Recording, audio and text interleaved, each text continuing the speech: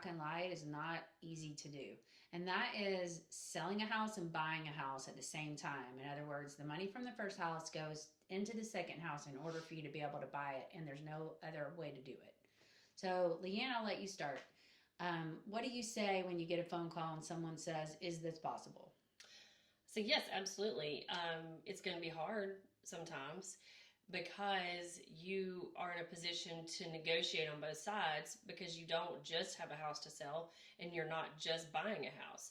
So therefore your time is so important because you have to line up moving from one house into another house. You have to deal with a buyer on one side and a seller on the other side.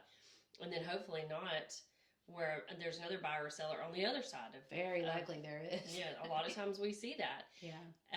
So it can get very complicated and be overwhelming, and then be able to time it right. Hopefully, that it can close around the same time. Hopefully, the same day, and we see that a lot. Yeah, sometimes some people have to close on the same day, and you may look up and have a like if you're buying, you may look up and have a seller who's willing to let you get in there a day or two early, or who's willing to let you put some things in the garage or have a slow, take a few things over and get started. But I have seen it where the buyer is buying something that they have zero access to until the closing, and they're packed in a truck and come to the closing packed, and we close.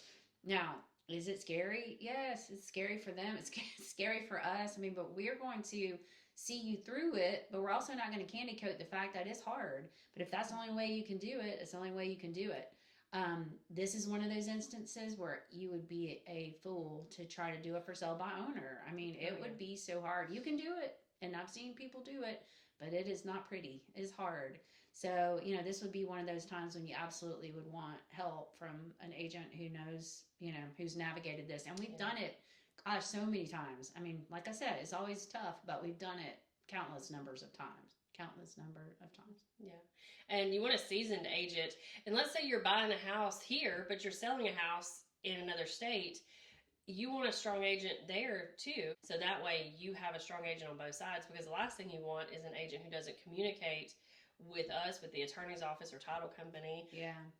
It can get really, really bad fast if you don't have a good agent on all sides of the transaction. Because what will happen is might be more information than you wanted, but the proceeds from that first closing can be wired into the attorney's account from the second closing. So, there's a lot of communication that has to go on between the agents, between the attorneys for both closings.